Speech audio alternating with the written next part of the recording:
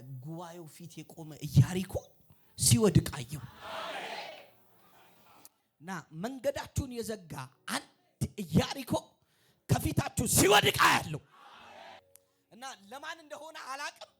የሆነ ዴስቲኒያችሁ ጋር እንዳደርሱ አልፋችሁ እንዳትሄዱ መንገዳችሁን የዘጋ የትኛውም አጥር ከዚህ ምሽት ጀምሮ ተንዷል። እግዚአብሔር ይናገረኛል፣ አፍርሻለሁ ይለኛል። ከማን ፊት እንደሆነ አላቅም። ዛሬ ምሽት ወደቀ፣ ከመንገዳችሁ ላይ ወደቀ። አላሳልፍ ያላችሁ ወደቀ። እግዚአብሔር አለኝ መንገዳችሁን የዘጋ ዘንዶ ሞተ።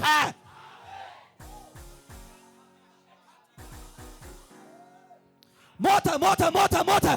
እናንተና ዴስቲናችሁ መካከል የጋረደ እግዚአብሔር ዛሬ ገደለው። እግዚአብሔር ዛሬ ገደለው።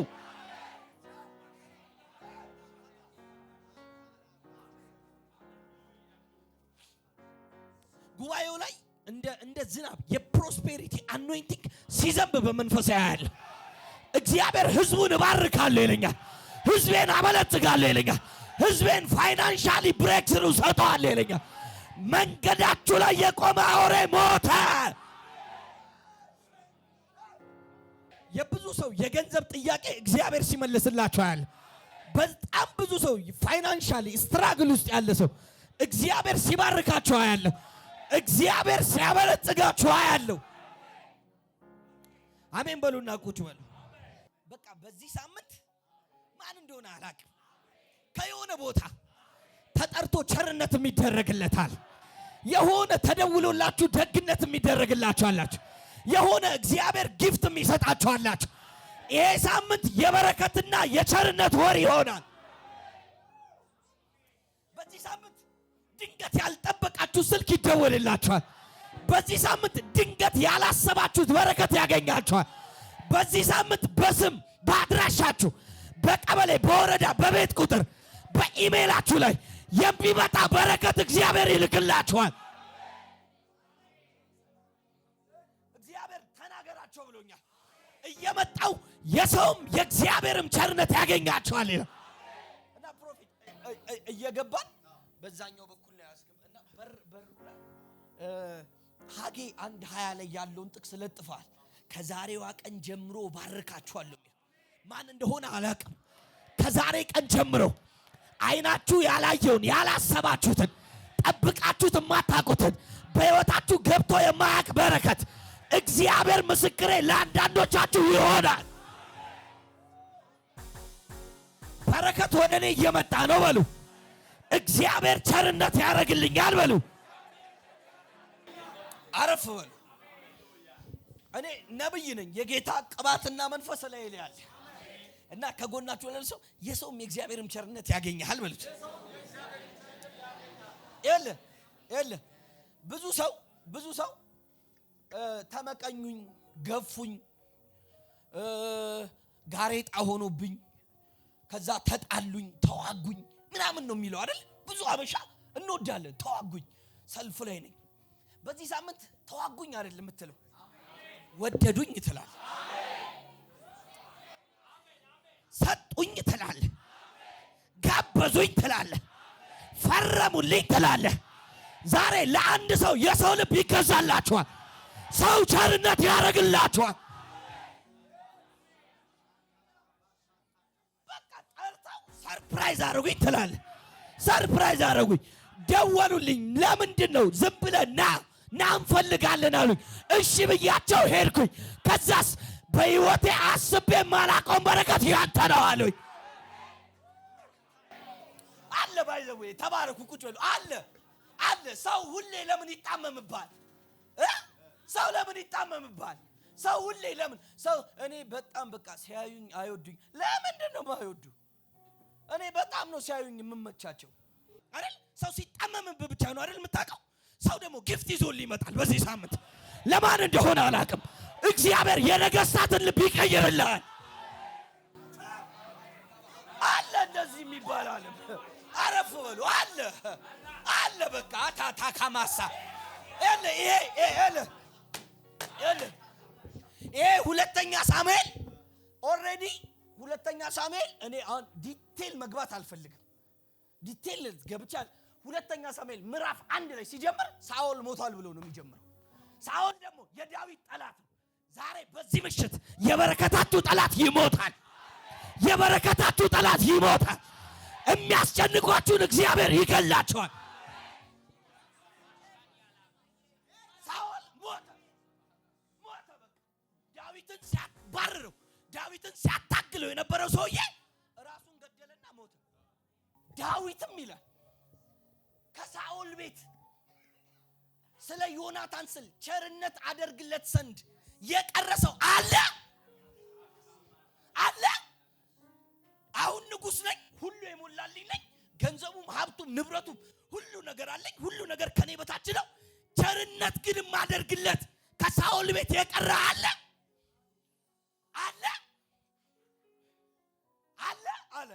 ከዛ ቁጥሮት ላይ በዛን ጊዜ ከሳኦል ቤት ሲባ የሚባል አንድ አገልጋይ ስለነበር ወደ ዳዊት እንዴት ነገሩት። ንጉሡም ሲባ የምትባለው አንተ ነህ ሲል ጠየቀው። ሳኦል ቤት የሚኖር ሰው ሲባ የሚባል ሰውዬ ነው። የሳኦልን ቤት ያውቃል። ማን እንደቀረ ማን እንደሞተ ያውቃል። ቸርነት ማደርግለት ሰውዬ አለ። አሁን እኮ እግዚአብሔር ስላንቺ አንዳንዶችን መልካም ነገር እናድርግላት፣ በጎ ነገር እናድርግላት፣ መቼ ሰርፕራይዝ እናድርጋት። ኧረ እባክህ ዛሬ ስላንተ እግዚአብሔር ሰዎችን እየቀሰቀሰ ነው። ስላንተ እግዚአብሔር የነገስታትን ልብ እየነካ ነው።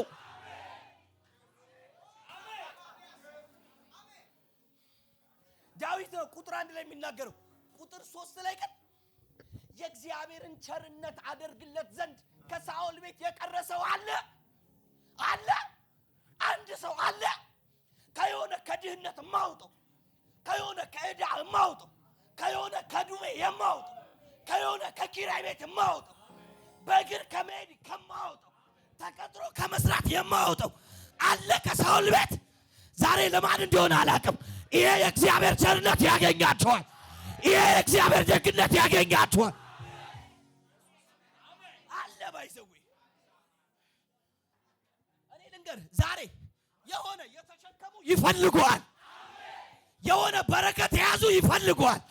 እንደው መጽሐፍ እንደዚህ ይላል፣ ከምስራቅ አይደለ ከምስራቅ የተወለደውን የአይሁድ ንጉሥ ለመጠየቅ ከርቤ፣ ወርቅ፣ ዕጣን ይዘው እንደመጡ ያንተም በረከት የያዙ ሰዎች እየመጡልህ ነው። ለአንድ ሰው ይሁንበት በኢየሱስ ስም አሜን። ቸርነት እንዳደርግለት አለ ከሳኦል ቤት የቀረ አለ። ሲባ የሚባለው ሰው አንድ ሜምፊቦስቴ የሚባል አንድ ሰው አለ። የሚኖረው ሎዶባር የሚባል ከተማ ነው። ሎዶባር ማለት ደረቅ ምድር ማለት ነው። ማለት ደረቅ ምድር ማለት ምንም ልምላሜ የሌለ ምንም መልካም ነገር የሌለበት። የሚገርማችሁ የቺስታ ሰፈር ነው ሰፈሩ ራሱ። እኛ ሀገር አሁን እንትን ሰፈር ነው በል ጸቦ ሆኗል ብራዘር። አያገባኝም። ሁሉም የአዲስ አበባ ሰፈር አሪፍ ነው። የቺስታ ሰፈር ነው የድሃ ሰፈር። ጣራቸው ራሱ ቸኮሌት የሚመስል ታውቃለህ፣ ከመዛጉ የተነሳ የጭቃ ቤት። ሎዶባር የሚባል ሰፈር ማኪር የሚባል ሰውዬ ጋር ይሄ የንጉሥ የልጅ ልጅ ተጠግቶ ይኖራል። እሱ ብቻ አይደለም፣ ሽባ ነው፣ መስራት አይችልም። የሰው ቤት ጥገኛ ነው።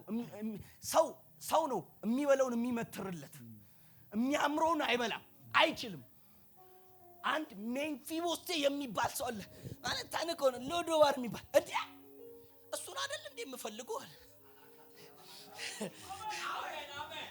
እኔ እኮ ዛሬ አንዳንዶቻችሁ ቅድም የእግዚአብሔር ሰው ሲናገር ነበር፣ ብርቅ እንዳይሆንባችሁ እግዚአብሔር የእናንተን በረከት የያዘ ሰው እየላከላችሁ ነው።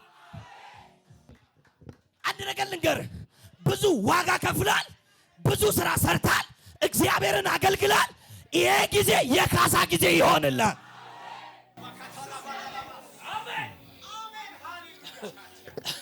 ተባረኩ። ቁጭ በሉ። ማጅራት መቼ አይደለም ከዚህ ስትወጣ የሚያገኝ እመነኝ፣ በረከት የያዘ ሰው ያገኛል። ሌላ ልንገር፣ አንዳንድ ሰው ማጅራት መቼ እንዲህ እያለ ነው የሚሄደው። ግድ የለም ዛሬ እንዲህ አትበል፣ አትፍራ። አንተ ከተባልክ ራሱ ማን ነው ሊባርከኝ በል፣ ዝም በል። በቃ አዝዣለሁ፣ ነብይ ነኝ፣ አዝዣለሁ። በኢየሱስ ስም በረከት ያገኛል። በቃ አቻካማስ ሎዶባር የሚባል ሰፈር የሰው ቤት ጥገኛ ሆኖ ሜምፊቦስቴ ተቀምጦ እያለ ከቤተ መንግስት ሰረገላ የያዙ ሰዎች እየጋለቡ መጡ። ሜምፊቦስቴ የሚባለው የታል ሜምፊቦስቴ? ንጉስ ሊያከብረው ይፈልጋል። የታል ሜምፊቦስቴ? ያዙት። የመጀመሪያ የእግዚአብሔር ቸርነት ምን እንደሚያደርግ ታውቃለህ? ካለህበት ካሁኑ ሰፈር ያወጣል። የእግዚአብሔር ቸርነት የእግዚአብሔር ደግነት የመጀመሪያው ከማኪር ቤት ጎትቶ ያወጣል። በዚህ ሳምንት እግዚአብሔር እንደዚህ ያደርግላችኋል። አንዳንዶቻችሁ እጅ ላይ የሚመጣ የእግዚአብሔር ቸርነት ሰፈርና ቤት ያስቀይራችኋል፣ አካባቢ ያስቀይራችኋል፣ የሥራ ቦታ ያስቀይራችኋል። አንዳንዶቻችሁ አሁን ካላችሁበት ትወጣላችሁ። ከሚያስጠላችሁ ሰፈር ትወጣላችሁ። ከሰለቻችሁ ነገር ትወጣላችሁ። ካደከማችሁ ነገር ትወጣላችሁ። ከማትፈልጉት ሕይወት ትወጣላችሁ። የመጀመሪያ የእግዚአብሔር ቸርነት ከማትፈልገውና ከጠላኸው ሰፈር ጋር ያፋታል። በቃ አኗኗርን ሰፈርን ይቀይረዋል። የምትውልበትን ይቀይረዋል። የምታድርበትን ይቀይረዋል። የምትኖርበትን ይቀይረዋል። ለአንድ ሰው ይሁንለት፣ በኢየሱስ ስም ተቀየረ።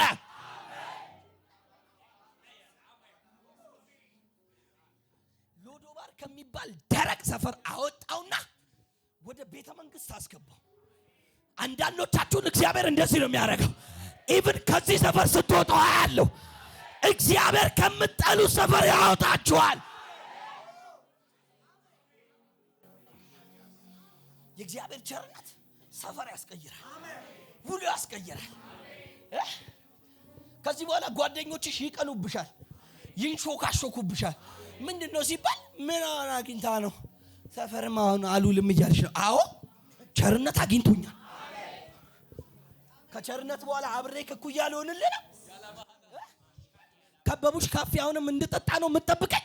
አረ የለውም፣ እዛ አታገኘኝም። አንድ ሰው የሆነ ሰፈር ሲቀይር አየዋለሁ። ሰፈር ሲቀይር አያችኋለሁ። ያስቀይራል። በቃ ታታታ ካባሳ ቼፓሮ ሆቴ ካማቶባ ለከጎናችሁ ያለው ሰው ነገሩት። ከዚህ በኋላ አድራሻ ቀይራለሁ በሉት። ከዚህ በኋላ ሰፈር ቀይራለሁ በሉት። ከዚህ በኋላ አካባቢ ቀይራለሁ በሉት። የትላንቱ ቦታ አታገኘኝም በሉት። የአሁኑ ቦታ አታገኘኝም በሉት።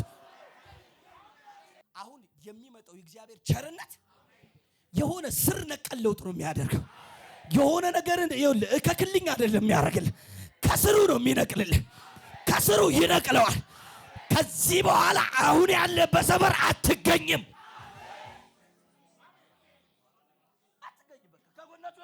ከዚህ በኋላ አልገኝም በሉት። እኔ ፕሮፌቲክ አክሽን ይመቸኛል። ተነሱና ቦታ ቀይሩትና ከዚህ በኋላ ስፍራ ቀይራለሁ በሉት። እግዚአብሔር ሰፈር ያስቀይረኛል። እግዚአብሔር ሀገር ያስቀይረኛል። እግዚአብሔር የምሰራውን ስራ ያስቀይረኛል። እግዚአብሔር ሰፈር ያስቀይረኛል። እግዚአብሔር ቦታ ያስቀይረኛል። ከጎናችሁ ለሰው ሰፈር ቀይራለሁ በሉት። ብራዘር ከዚህ በኋላ ስለምንለወጥብህ ላታቀኝ ትችላለህ በሉት። ስማ ነብይ ነኝ፣ እማዝህን አድርግ። ዞር በልና ከዚህ በኋላ ስለምቀየርብህ በለው። ላታቀኝ ትችላለህ በለው። እኔ ግን ጠርቼ ሰላም እልሃለሁ በለው። መጽሐፍ ቅዱስ ላይ የዮሴፍ ወንድሞች አላወቁትም አይልም? ዮሴፍ እኮ ቀይሯል ሰፈር።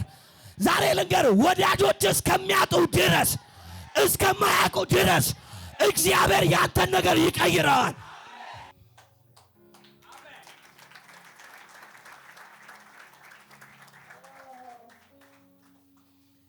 እግዚአብሔር ሲመጣ ወደ አንተ ትቀየራለህ። ሁሌ ገበጣ እንጫወት እንዴ? ሁሌ አንጫወትም ገበጣ። አሁን እቀየርብሃለሁ። አያ ካማሳ ከዚህ በኋላ አለው ዳዊት ጠራውና ሰላም ሲለው ለጥ ብሎ እጅ ነሳ ይላል። ከዛ እንደዚህ አለው፣ ከዚህ በኋላ ኑሮክ ቤተ መንግስት ይሆናል። ለምን? ከኔ ማዕድ ስለምትበላ። ሁለተኛ እግዚአብሔር አበላላችሁን ይቀይረዋል። በእግዚአብሔር የቸርነት ጊዜ ማዕድን እግዚአብሔር ይቀይረዋል። ልባርካችሁ፣ እግዚአብሔር ገበታችሁን ያስፋው። ይቀየራል። ይቀይ ባይው ኢትዮጵያ እኮ ተርባለች የሚባለው በምን እንደሆነ ታውቃለህ? አሁን አንዳንድ ሰው ጠዋት ድንች ይበላና ድንች ቀይ ከሰዓት አልጫውን ይበላል። የበላ ይመስለዋል። በላ የሚል ዓለም አቀፉ እንደዛ አይደለም። ካታቫሳ ሻ የዳዊት ገበታ ብዙ ነው ብራዘር።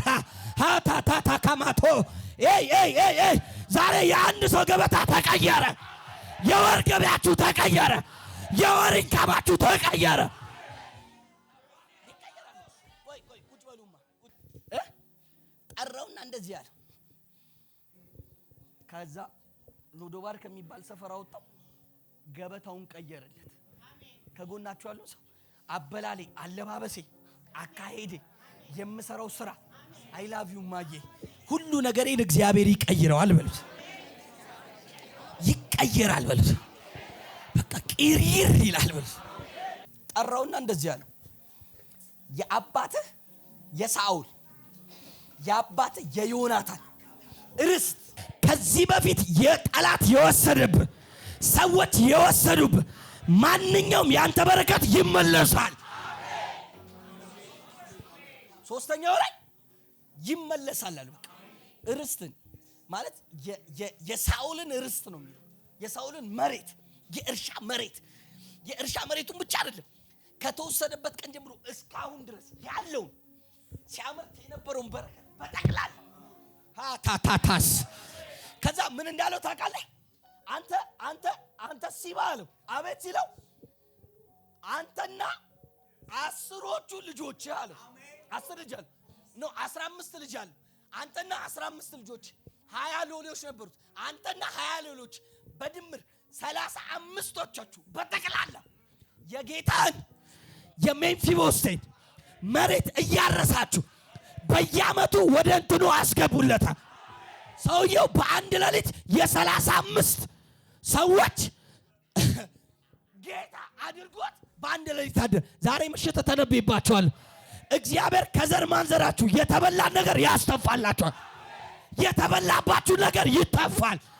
የተወሰደባችሁ ነገር ይተፋል። ከጎናችሁ ናችሁ። ምንም አይነት የተበላብኝ ነገር ይተፋል በሉት። የተወሰደብኝ ነገር ይተፋል በሉት። እግዚአብሔር በቸርነቱ ያስተፋልኛል በሉት። ጠላት የበዘበዘኝ፣ ጠላት የወሰደብኝ፣ ቤተሰብ የወሰደብኝ፣ ድንገት ሰይጣን የወሰደብኝ፣ ክፉ ሰዎች የቀሙኝ እግዚአብሔር ዛሬ በ7 እጥፍ ያስተፋል።